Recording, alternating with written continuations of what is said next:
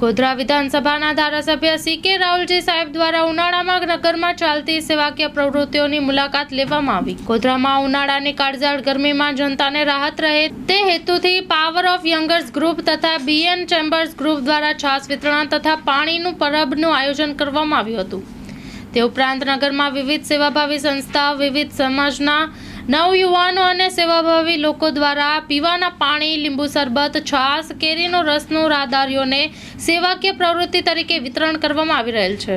ગોધરા વિધાનસભાના ધારાસભ્ય સી.કે. રાહુલજી સાહેબ દ્વારા આવી સેવાકીય પ્રવૃત્તિઓનું આયોજન કરનાર આયોજકોની મુલાકાત લઈ સૌ આયોજકોને પ્રોત્સાહન આપી તેઓની જનસેવાની ઉત્કૃષ્ટ કામગીરી બદલ શુભેચ્છાઓ અને અભિનંદન પાઠવ્યા હતા।